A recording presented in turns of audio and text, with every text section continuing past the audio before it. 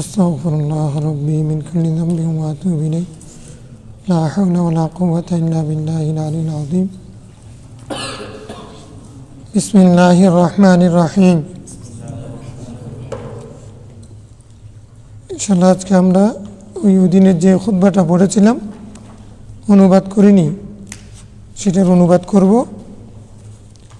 আর হচ্ছে যে মিশকাতুল মাসাবিহের যে খুতবাটা কিতাবুল ঈমানের আগ পর্যন্ত, এই খুতবাটা আমরা পড়ব এবং অনুবাদ শুনব। তো খুতবা যেটা দেওয়া হয় সেখানে আল্লাহ তাআলার প্রশংসা, রাসূল ইসলামের উপরে দুরূদ সালাম থাকে, মুকাদ্দিমা হিসেবে কিছু কথা থাকে। এখানে উনি সেই কথাগুলো বলেছেন। আমরা এগুলো যদ্দূর পারি জানবো, শুনবো। তো এগুলো বাস্তবে হাদিস পড়তে গেলে আমরা দেখব। এখন হয়তো শুধু অনুবাদ করলে বুঝে না আসতে পারে, বাস্তবে যখন আমরা হাদিস দেখব, উনি প্রথম ফসলে শাইখানের হাদিস এনেছেন, দ্বিতীয় ফসলে হাসান হাদিসগুলো এনেছেন, এর তৃতীয় ফসলে জয়ীফ হাদিসগুলো এনেছেন, মাঝে মধ্যে ব্যতিক্রম হয়েছে। এই কথাগুলো যেগুলো উনি বলবেন, এগুলো আমরা এখানে যদ্দূর বুঝে নেব ইনশাল্লাহ, বাকিটা আমরা বাস্তবে দেখব। তো আমরা ওই দিন উদ্বোধনী ক্লাসে যে কথাগুলো বলেছিলাম, সেখানে আমরা এই কোর্সের প্রয়োজনীয়তা, এভাবে করার কারণ, এর গুরুত্ব,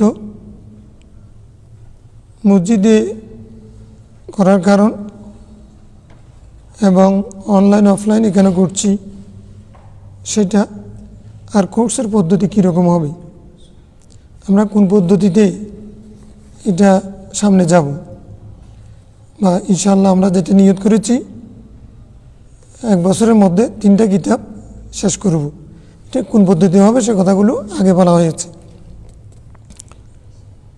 তো হাদিসের গুরুত্বের উপরে,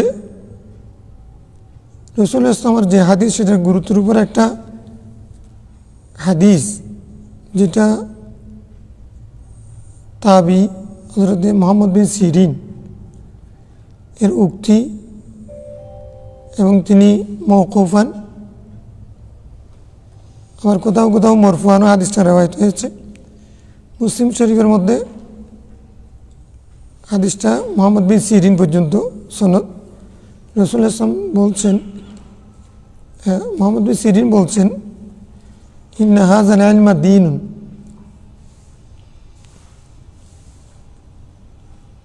এই আলম অপর নাম হচ্ছে দিন, এই আলমেই দিন। ইন্না হাযাল ইলমা মানে হাদিসের আলমের কথা বলা হয়েছে। দিন ফানজুরু আম্মান তাখুযুনা দীনাকুম, তোমরা চিন্তা করো কার থেকে তোমরা তোমাদের দিন গ্রহণ করতেছ। এটা তো দিন, ইসলাম যে ধর্ম, দিন, সেটা আমরা রাসূল কারীম সাল্লাল্লাহু আলাইহি ওয়াসাল্লাম থেকে পেয়েছি। তো এটার প্রতিশব্দ হিসেবে যদি হাদিসও যদি দিন হয়ে থাকে, তাহলে ওই দিনটা আমরা কার থেকে নিচ্ছি, এই কথাটা তোমরা চিন্তা করো। অর্থাৎ হাদিসের গুরুত্ব বোঝাবার জন্য মুহাদ্দিসের তাকওয়া, আমানতদারিতা, এই বিষয়টা এখানে নিহিত আছে। সে কারণে এটা আমানত, এটার অপর নাম দিন। হাদিসের ক্ষেত্রে যদি বেশ কম হয়, সেটা সনদের মধ্যে, মতনের মধ্যে, তারজামার মধ্যে, বুঝার মধ্যে যদি বেশ কম হয়, তাহলে সে দিনের মধ্যে বেশ কম হয়ে যাবে। আর হাদিস শরীফ যদি আমরা সহিভাবে, সুন্দরভাবে, যথাযথভাবে আমরা যদি গ্রহণ করতে পারি, শিখতে পারি, সনদান, মতনান, মানান, তারজামাতান, অফাহমান, অতাতবিকান, বুঝার ক্ষেত্রে, সমন্বয়ের ক্ষেত্রে আমরা যদি হাদিস যথাযথ গ্রহণ করতে পারি, তাহলে তার অর্থ হচ্ছে আমরা দিনটাকে সহি শুদ্ধভাবে, যথাযথভাবে গ্রহণ করতে পারলাম। এই জন্য এই ইলমের গুরুত্ব এত বেশি যে কেউ হাদিস শরীফ পড়া মানে হলো রসুল করিম সাল্লাল্লাহু আলাইহি ওয়াসাল্লামের সাথে কথা বলা, আর রসুল করিম সাল্লাল্লাহু আলাইহি ওয়াসাল্লামের সাথে কথা বলা মানে আল্লাহর সাথে কথা বলা। তো কারণ রসুল ইসলাম তো কোনো কিছু নিজের থেকে বলেন না, ওমা ইয়ানতিকু আনিল হাওয়া ইন হুয়া ইল্লা ওয়াহয়ুন ইউহা, তিনি নিজ থেকে কিছু বলেন না, শুধু ততটুকুনই বলেন যা তার প্রতি ওহী আসে, অবতীর্ণ হয়। সূরা নাজমের আয়াত না এটা, সেজন্য এটার গুরুত্ব অপরিসীম। আমরা সেই গুরুত্বটাকে অনুধাবন করে অন্তরে স্থান দিয়ে ধারণ করে লালন করে মহাব্বতের সাথে আন্তরিকতা এবং এখলাসের সাথে আদব ও মুআযাবাতের সাথে আমরা যদি এই হাদিস শরীফ পড়ি, তাহলে ইনশাআল্লাহ আমাদের ইলমের মধ্যে যেমন বরকত হবে, তাকওয়ার মধ্যে বরকত হবে, আমাদের দুনিয়া আখিরাতের উভয় জগতের সফলতা এখানে আসবে। ইমাম বুখারী রাহমাতুল্লাহ আলাইহি যে 3টা কারণ উনি মকবুল হয়েছেন, তার মধ্যে একটা হচ্ছে হাদিসে রসুলের প্রতি তার ভালোবাসা, হ্যাঁ, একটা হচ্ছে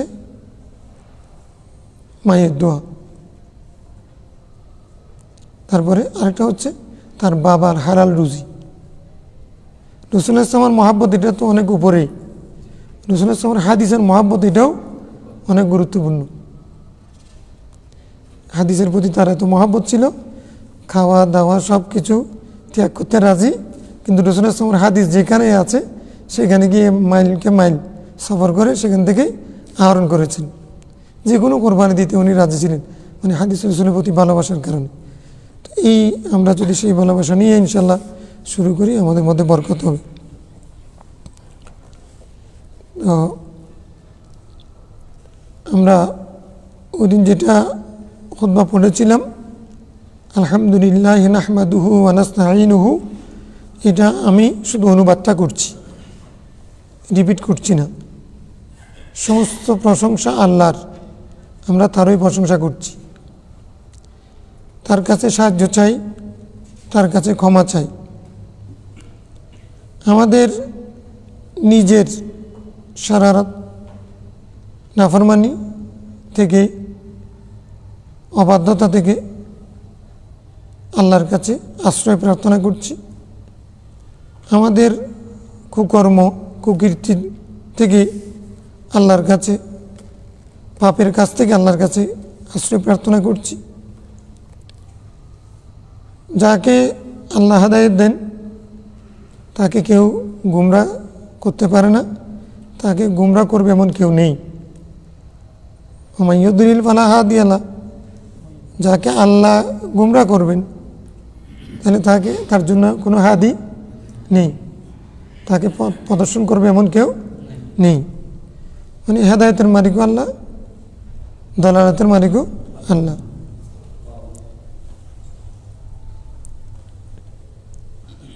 আমি সাক্ষ্য দিচ্ছি এক আল্লাহ ছাড়া ইবাদতের উপযুক্ত কেউ নেই। এমন শাহাদাত, এমন সাক্ষ্য তাকুনু লিন্নাজাতি ওয়াসিলাতান, যেটা মুক্তির জন্য উসিলা হবে, মাধ্যম হবে, মুক্তির জন্য উসিলা হবে, মাধ্যম হবে। ওয়ালি রাফা'i দারাজাতি কাফিলাতান, আর উচ্চ মর্যাদার সম্মান বৃদ্ধির এটা জামিন হবে, দায়িত্বশীল হবে, মানে এটাও উসিলাতান অর্থ। ওয়া আশহাদু আন্না মুহাম্মাদান আবদুহু ওয়া রাসূলুহু, আমি সাক্ষ্য দিচ্ছি মুহাম্মদ সাল্লাল্লাহু আলাইহি সাল্লাম আল্লাহর প্রিয় বান্দা ও রাসূল, আল্লাহর বান্দা ও রাসূল। আল্লাযী বাআসাহু ওয়া তুরুকুল ঈমানি ক্বাদ আফাত আসারুহা,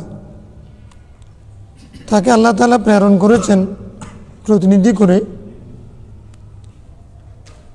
এমত অবস্থায় যখন ঈমানের নিশানাগুলো মুছে গেছে। আফাত আফিউন আফিউন থেকে আফউন আফিউন তাফিয়াতুন, মানে ইয়া যখন হবে মাদ্দার মধ্যে মানে মাহাত মুছে গেছে। বেশি বলবো না, এরকম একটু একটু করে বলবো, নাহলে আমাদের ওখানে বেশি তাহাকিক করতে গেলে আমাদের মূল টার্গেটে সমস্যা হবে। ওয়াখাবাত আনোয়ারুহা, তার জ্যোতি নিভে গেছে। বুঝ গিয়া মানে নিভে গেছে। ওয়াহানাত আরকানুহা, তার ইমানের যে রাস্তাগুলো ছিল, তার যে রুকন স্তম্ভ মৌলিক বিষয়, সেগুলো দুর্বল হয়ে গেছে। ওয়াহানাত ওয়াহানুন দাউফাত ওয়াজুহিলা, এমত অবস্থায় এসে তার উপরে সালাতু সালাম বর্ষিত হোক, তার ওই ইমানের রাস্তাগুলোর যে নিশানা ছিল, মা'লামুন মা'আলিম মাইলস্টোন, চিহ্নগুলো তিনি তুলে ধরেছেন, সেগুলোকে মিনাল আলিল, এবং তিনি রুগ্নকে সেবা দিয়েছেন, রুগীকে সেবা দিয়েছেন, আরোগ্য দিয়েছেন। কিভাবে? ফি তাইয়িদি কালিমাতি তাওহীদ, তাওহীদের কালেমা, একত্ববাদের যে কালেমা, আদম আলাইহিস সালাম থেকে শুরু করে ঈসা আলাইহিস সালাম পর্যন্ত যে তাওহীদের কালেমা, কালিমায়ে তাওহীদ বলছি আমরা, কালিমায়ে তাওহীদ শব্দগুলো বলছি না, এগুলো এখান থেকে ওনারা বলেছেন, আমরা বলতেছি আর কি। কালিমাতুত তাওহীদ,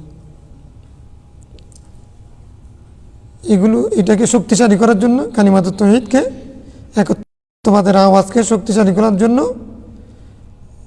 তিনি, যে ব্যক্তি মানকান আলা সাফা, সাফা মানে কিনারা, সাফা মানে কি? তখন তুমি আলা সাফা হুফরাতিম মিনান নার ফাআনকাযাকুম মিনহা, সাফা হুফরা মানে গর্তের কিনারা, খাদের কিনারা বলে না, সাফা হুফরা, সাফা হুফরা। সেই সাফা হুফরাতিম মিনান নার থেকে তিনি কি দিয়েছেন? তাওহীদের বাণীর মাধ্যমে শক্তিশালী করে রোগীকে সুস্থ করে ফেলেছেন। ওয়াওদাহা সাবিলাল হিদায়া, তিনি হিদায়তের পথ পরিষ্কার করেছেন, পথে হাঁটবে, সেই পথে চলবে। যেই ব্যক্তি ওই হিদায়তের পথে চলতে চায়, তার জন্য তিনি হিদায়তের পথটাকে উনি কি করে দিয়েছেন? পরিষ্কার করে দিয়েছেন। কারণ ইচ্ছা থাকতে হবে, হিদায়ত পাওয়ার জন্য মানসিকতা থাকতে হবে। আমি যদি শুনেও না বুঝার নিয়ত নিয়ে যদি কারোর কথা শুনি, তখন তো আমি বুঝবো না। হুদাল লিল মুত্তাকিনের মধ্যে সেই কথাটা আছে, এই কথাটা এখানে। ওয়া আযহারা কুনুজা সাআদাতি লিমান কাসাদা আন ইয়ামলিকাহা, তিনি পরিষ্কার করে দিয়েছেন, উন্মুক্ত করে দিয়েছেন কুনুজা সাআদা, সৌভাগ্যের খনিগুলো, সৌভাগ্যের খনি, কানজুন কুনুজ, খনিকে আরবিতে কানজুন বলি, কানজুন ইমান, কি দেওয়া আছে তার কানজুন। আচ্ছা, ইমান কাসাদা, যে ব্যক্তি ইচ্ছা করে আইয়ামলিকা, সেটার মারি খাওয়ার জন্য। এটা দুনিয়াবি সম্পদের কথা বলে আখিরাত বুঝাইছেন, অর্থাৎ মানে যেই ব্যক্তি সৌভাগ্যের খনির মালিক হতে চায়, আইয়ামলিকা মালিক হওয়ার ইচ্ছা করে, তার জন্য তিনি সেটা কি করে দিয়েছেন? পরিষ্কার করে দিয়েছেন। কোন পথে গেলে, কিভাবে গেলে, কোন দিকে গেলে এটা মারি খাওয়া যায়, সৌভাগ্যবান হওয়া যায়, এটা উনি পরিষ্কার করে দিয়েছে। আম্মা বাদ, অতএব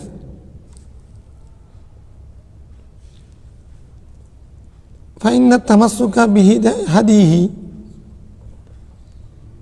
লা ইয়ানতানিবু। কোনো নুসখার মধ্যে ইয়াস্তাতিবু আছে, এই শব্দটা নুসখার মধ্যে বিভিন্নভাবে আসছে। এটার অর্থ হচ্ছে লা ইয়াস্তাকিমু ওয়া লা ইয়াস্তামিরু, স্থায়ী হয় না, সাস্টেইন করে না, যথাযথ হয় না। তার হিদায়ত গ্রহণ করাটা, ভালোভাবে গ্রহণ করাটা, এটা দায়েম হবে না, টেকসই হবে না। ইল্লা বিল ইকতিফাই লিমা সদারা মিন মিশকাতি, তার মিশকাত থেকে, মিশকাত, আমরা মিশকাতুল মাসাবি এগুলো শব্দের ব্যাখ্যার দিকে আমি যাই নাই, প্রসঙ্গক্রমে এখানেই বলে ফেলবো ইনশাল্লাহ। মিশকাত মানে আমরা জানি যে চেরাক দান, যেখানে চেরাক থাকে সেটাকে একটা অর্থ জানি চেরাক দান। ওই সূরা নূরের মধ্যে মিশকাত শব্দটা কোরআনের মধ্যে ব্যবহার হয়েছে, মানে আলু জ্বালানোর জন্য যেখানে বাতি যেখানে রাখে সেটাকে চেরাক দানি, এটাকে। এটা রূপক অর্থে সদর পক্ষকে বুঝায়। তার মিশকাত থেকে, মিশকাতে নববী মানে রসুল ইসলামার সিনার মধ্যে যে আলম আছে সেখানে সেই আলমের কথা, সিনা মুবারকে। তার মিশকাত থেকে, তার আলমের যে খনি আলু, আল্লাহ তো তাকে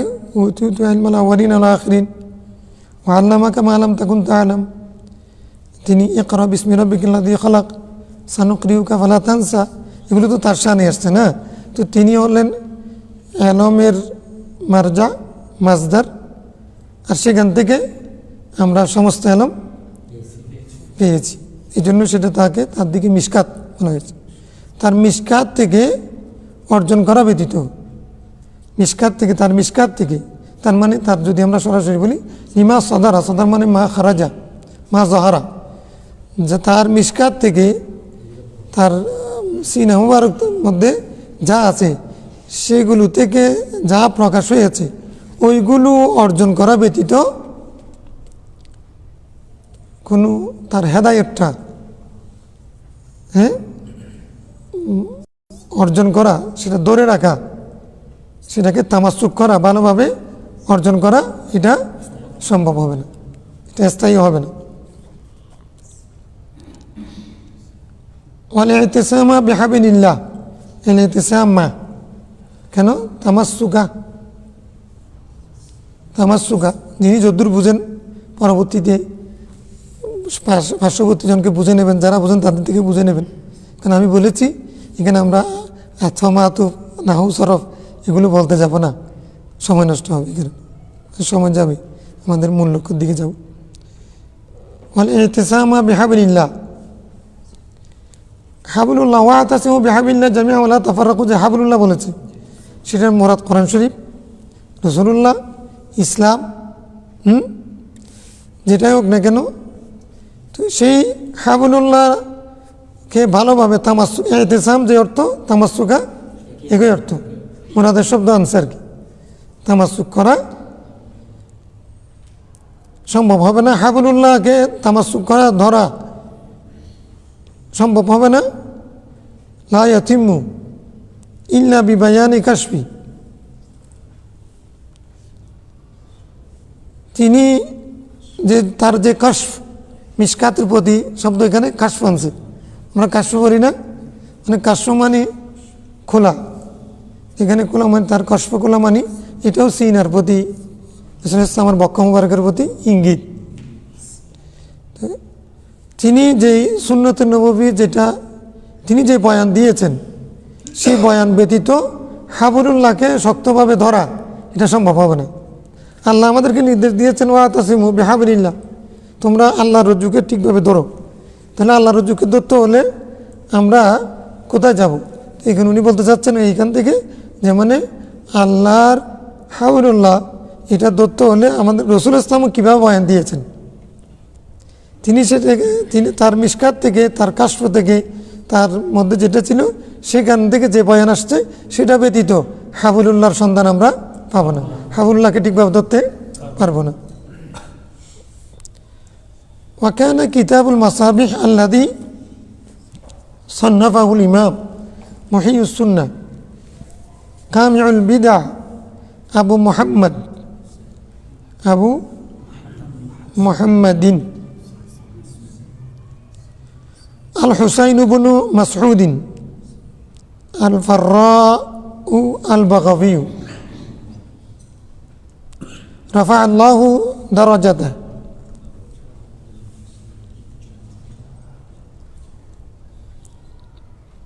কিতাবুল মাসাবিহ তার মানে প্রসঙ্গক্রমে বলে দিচ্ছি, এখানে দুইটা কিতাব। কয়টা কিতাব?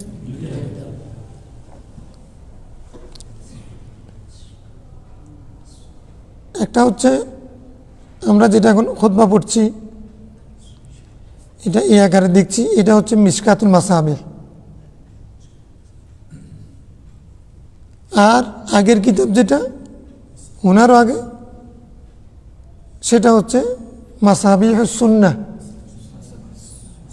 মাসাবিহুস, ঠিক আছে। প্রথম কিতাবের নাম কি? মাসাবিহুস সুন্নাহ। আগে লিখা হয়েছে 600 শতাব্দীতে। কত শতাব্দী? হিজরি 600, কারণ ইমাম বাগাবী রহমতুল্লাহ জন্ম হচ্ছে 533, ইন্তেকাল 616। আমি যেটা মানে যে মতটা শক্তিশালী সেটা বলবো, বেশি মত বলবো না। প্রায় 80 বছর বেঁচেছেন। তাহলে এই 600 শতাব্দীতে যে কিতাব লেখা হয়েছে সেটা হচ্ছে মানে ইমাম বাগাবী আল ফাররা, তার ডাক নাম, উপাধি, লকব। এবং তিনি আরেকটা হচ্ছে মুহিয়্যিস সুন্নাহ, কামিউল বিদআহ, এগুলো সবগুলো লকব। মূল নাম হচ্ছে আল হুসাইন। মূল নাম কি মনে থাকবে তো না? আমরা ওই কুনিয়াত, আরবের মধ্যে কুনিয়াত এগুলো বলতে বলতে অনেক সময় মূল নামটা মনে থাকে না। ইমাম বুখারী যতটুকু বলি মানে মূল নামটা আমরা খেয়াল করব, আল হুসাইন। তাহলে মাসাবিহুস সুন্নাহর কিতাবে লেখকের নাম কি? আচ্ছা, তো উনি পিতার নাম মাসউদ ছিলেন আর কি, নাম ছিল মাসউদ, আল হুসাইন বিন মাসউদ। মুহিয়্যিস সুন্নাহ, কামিউল বিদআহ, আল ফাররা পেশাগত, বাগাবী স্থানের দিকে নিসবত হিসেবে ওনার নাম উনি নিয়েছেন। বলছে কি কিতাবুল মাসাবি যেটা ছিল আল্লাযী সান্নাফাহু, যেটা রচনা করেছেন, তাসনিফ করেছেন কে? আল হুসাইন ইবনে মাসউদ রাদিয়াল্লাহু তাআলা।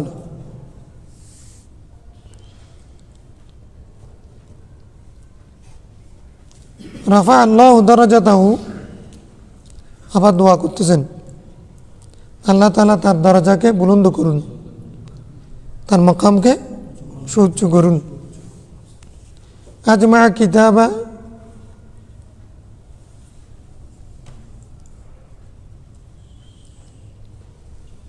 দরজাতাহু আজমা কিতাবিন সুন্নিফা ফি বাবিহি।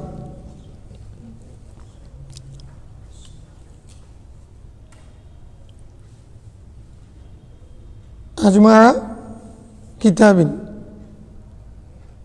মানে এখানে কিতাবিন লিখছে না, তাহলে আমরা কিতাবিন পড়ব কি জন্য? কিতাবের সিফত হিসেবে আজমা কিতাবিন মানে সুন্নিফা ফি বাবিহি, এই বাবে এই বিষয়ে রচিত মানে একটা জামে কিতাব, পরিপূর্ণ কিতাব।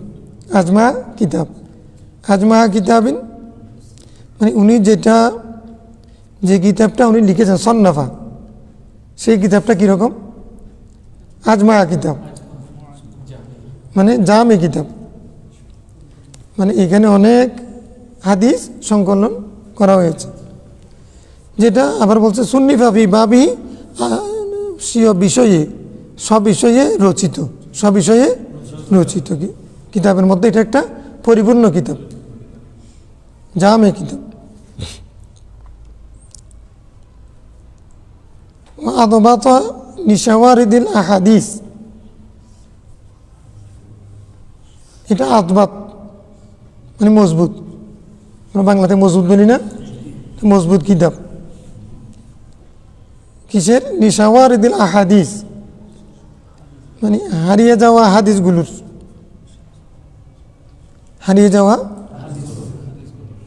মানে এই সাওয়ারিদ আওয়াবিদ শব্দগুলো পশুর জন্য ব্যবহার হয়, এখানে হাদির জন্য ব্যবহার করেছে, মানে এমন পশু যেটা হারিয়ে গেছে, যেটা পাওয়া যাচ্ছে না, যেটা মানুষ ভুলে গেছে, এই শব্দগুলো ব্যবহার করেছে। মানে সাওয়ারিদিল আহাদিস মানে যে হাদিসগুলো মানুষের জেহান থেকে চলে গেছে, মানুষ অবহেলা করছে, এগুলো যে হাদিস সেটাও জানা নাই। আওয়াবিদিহা হ্যাঁ, যেগুলোর প্রতি মানুষের আকর্ষণ নেই। এমনি সাওয়ারিদ আওয়াবিদ কি বললাম? এগুলো এমন জন্তুর নাম, পশুর নাম, যে পশুগুলো হারিয়ে যায়, যেগুলো মানে বাধ্য নয়, অনুগত নয়, সেরকম।